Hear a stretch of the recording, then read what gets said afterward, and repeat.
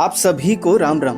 जैसा कि आप जानते हैं, सावन का महीना भगवान शिव को अत्यंत प्रिय है। इस पूरे मास में सोमवार का विशेष महत्व होता है। सोमवार का संबंध चंद्रमा से है और चंद्रमा मन का प्रतिनिधि है। सावन में जब प्रकृति हरी भरी होती है, वर्षा से वातावरण शुद्ध होता है, तब मन भी प्रभु की भक्ति में रम जाता है। कहा जाता है कि इस महीने में सोमवार का व्रत करने से भगवान शंकर शीघ्र प्रसन्न होते हैं और अपने भक्तों की मनोकामनाएं पूर्ण करते हैं। अविवाहित लोग उत्तम वर एवं वधू के लिए तथा विवाहित महिलाएं अपनी पति की लंबी आयु व दंपति सुखद दाम्पत्य जीवन के लिए इस दिन व्रत करते हैं। सावन के सोमवार को शिवलिंग पर जल, बेलपत्र, दूध, दही और शहद अर्पित कर शिवजी का रुद्राभिषेक करने से विशेष पुण्य फल की प्राप्ति होती है। साथ ही यह हमें संयम, साधना और प्रकृति से जुड़ने का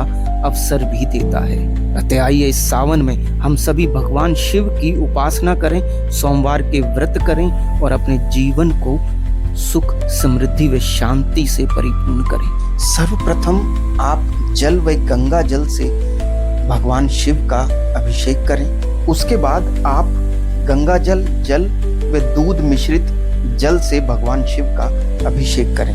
बहुत ज्यादा दूध आपको नहीं लेना है। जल व गंगा जल के पात्र में 1 चम्मच या अधिकतम 2 चम्मच आप दूध डालें और उससे भगवान शिव का अभिषेक करें। स्फटिक शिवलिंग को बहुत ही पवित्र और चमत्कारी माना जाता है।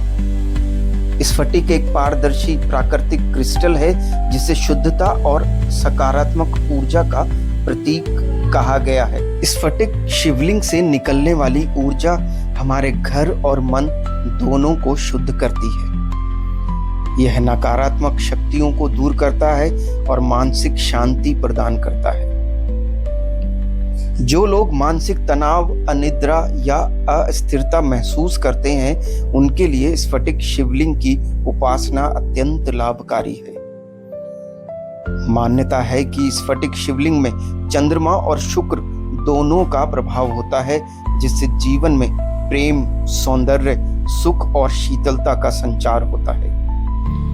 इसे घर में रखने से आर्थिक समृद्धि भी बढ़ती है। स्फटिक शिवलिंग पर जल, दूध और बेलपत्र अर्पित करने से पाप नष्ट होते हैं और मनोकामनाएं पूर्ण होती हैं। इसलिए कहा जाता है, जो फल काशी में रहने से मिलता है, वही फल स्फटिक शिवलिंग की पूजा से अपने घर में ही प्राप्त हो जाता है।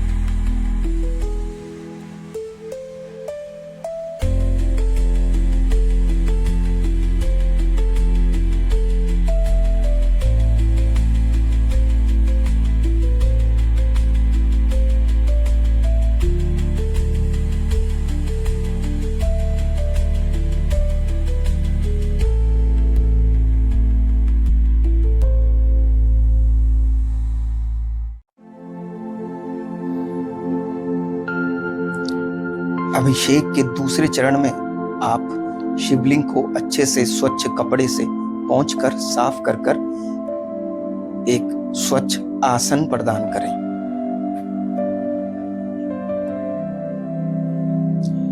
इसके बाद शिवलिंग का भस्म श्रृंगार करें। भस्म भगवान शिव को अत्यंत प्रिय है। मां सती ने जब अपनी देह त्यागी हवन कुंड में, तो उनकी भस्म को भगवान शिव ने अपने शरीर पर लगाया था।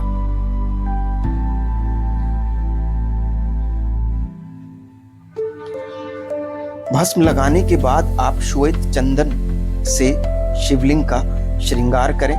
श्वेत चंदन भगवान शिव को अर्पित किया गया, जिससे हलाहल पीने के बाद, विष पीने के बाद उनके शरीर का ताप कम हो सके।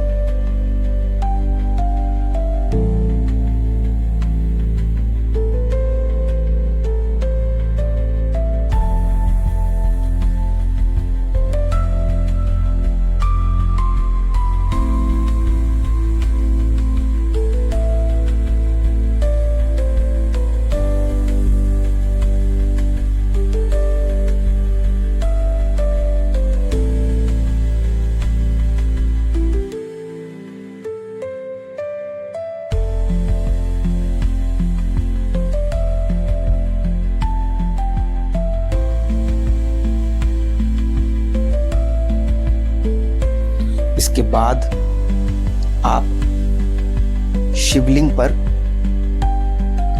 कच्चे सूत का वस्त्र भगवान शिव को शिवलिंग पर अर्पित करें और इस प्रकार आप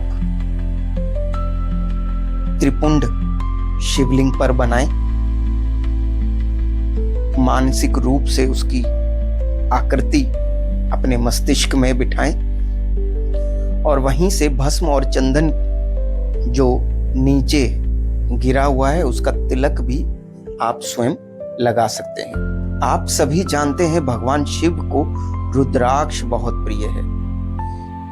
ये मेरे पास मेरे गुरु द्वारा अभिमंत्रित रुद्राक्ष है जो हमेशा मैं अपने शिव की विशेष पूजा में अपने पास रखता हूं और उनको अर्पित कर देता हूं। आप फूल माला चढ़ाएं।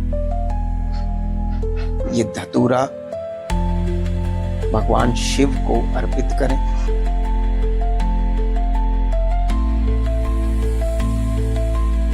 बिल्व पत्र भी भगवान को बहुत प्रिय है क्योंकि धतूरा, बिल्व पत्र, भांग इत्यादि से भगवान की औषधि बनाई गई थी जिससे भगवान का ताप कम हुआ।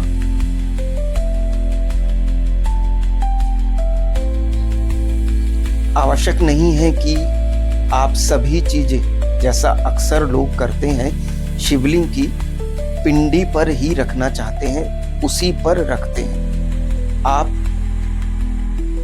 जो भी कुछ शिव पर अर्पित करते हैं उसे पिंडी से छुआकर अलग स्थान पर रख सकते हैं। ये भांग है, भगवान शिव को बहुत प्रिय है क्योंकि औषधि स्वरूप उनको दी गई थी। भगवान शिव को भांग का नशा करने का कोई भी शौक नहीं है। ऐसा कहीं भी किसी शास्त्र में या अन्य किसी धार्मिक ग्रंथ में वर्णन नहीं मिलता कि भगवान शिव भांग इत्यादि का नशा करते हैं।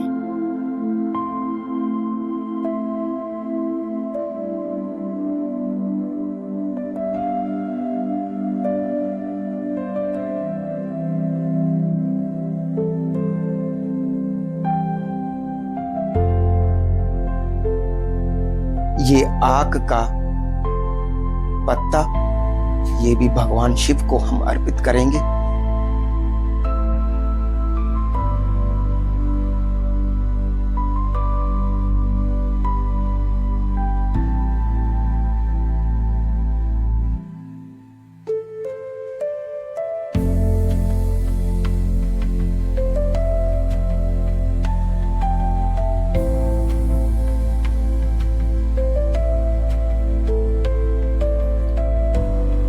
लाल गुलाब प्रभु पर अर्पित किया।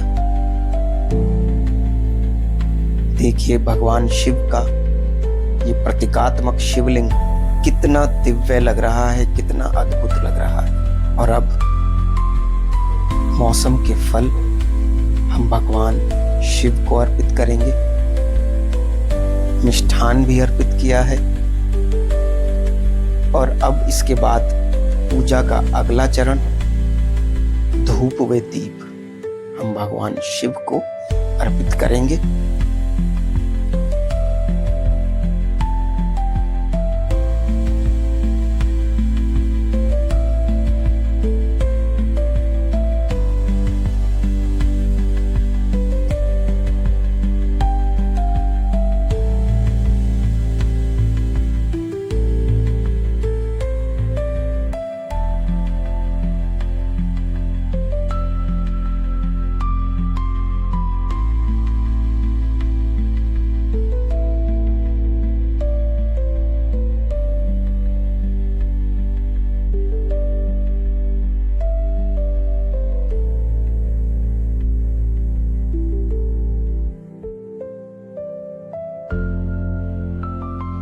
और इस प्रकार प्रभु को दीप धूप इत्यादि दिखा देने के बाद, अर्पित करने के बाद हम प्रभु से क्षमा प्रार्थना जरूर करेंगे, अवश्य करेंगे, ताकि हमसे हमारी पूजा में यदि कोई त्रुटि रह गई हो तो उसे प्रभु क्षमा करें और हमारी पूजा को, हमारी प्रार्थना को वे स्वीकार करें। इसके साथ ही हमारी पूजा पूर्ण होती है। पूजा के अंत में क्षमा प्रार्थना करना बिल्कुल भी ना भूलें। ऐसा आप प्रत्येक सोमवार को करें और भगवान शिव की कृपा प्राप्त करें।